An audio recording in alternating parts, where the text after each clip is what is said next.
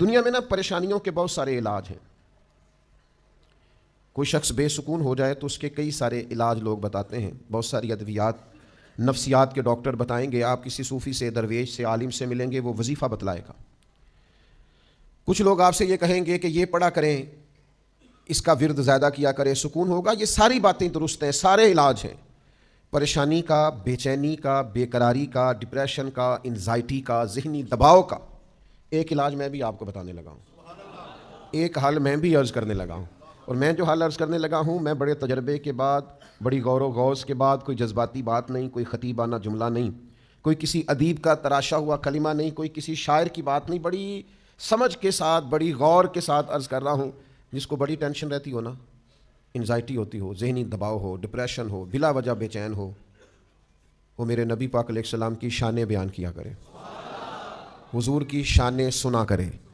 نبی پاک کے جو فضائل ہیں نا قرآن پاک میں، وہ سنا کرے. آپ کو پتہ ہے خوشامد بری چیز ہے، لیکن اپنی تعریف سن کے بھی کبھی کبھی نا بندے کا دل، چلیں آپ اس کو تعریف نہ کہیں، وہ شاید ٹھیک نہیں ہوگا، حوصلہ افزائی کہہ لیں.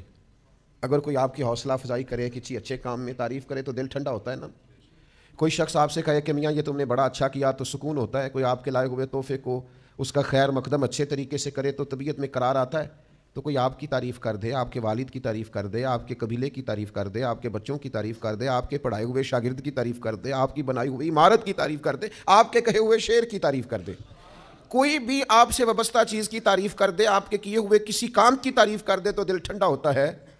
تو میرے بھائی ان سب سے کچھ بھی دل ٹھنڈا نہیں ہوتا. اصل تو دل ٹھنڈا ہوتا ہے جب کوئی مدینے والے محبوب کی تعریف کرتا ہے، جب کوئی حضور کا ذکر کرتا ہے، جب کوئی نبی پاک کی نعت کہتا ہے، جب کوئی حضور کا ذکر کرتا ہے. سرور کہوں کہ مالک و مولا کہوں تجھے، باغ خلیل کا گلے زیبا کہوں تجھے، لیکن رضا نے ختم سخن اس پہ کر دیا، خالق کا بندہ خلق کا آقا کہوں تجھے.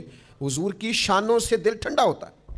اور یہ مستقل وظیفہ رہا ہے اولیاء اللہ کا، یہ مستقل وظیفہ ہے صوفیاء کا. آپ کو پتہ ہے جن لوگوں نے سیرت کی کتابیں لکھی ہیں وہ زیادہ سکون میں کیوں تھے؟ جنہوں نے زندگیاں لگا دی ہیں حضور کی تعریف میں، ان کے کلیجے زیادہ ٹھنڈے کیوں تھے؟ اس لیے کہ حضور کا تذکرہ دل کو فرحت بڑی دیتا ہے، سکون بڑا دیتا ہے. کسی اور کی بھی بندہ تعریف کرے تو لوگ کہتے ہیں اسے کوئی لالچ ہے، اور اگر بندہ حضور کی تعریف کرے تو اچھا اس کا مزہ بڑا آتا ہے، اس کا لطف بڑا آتا ہے.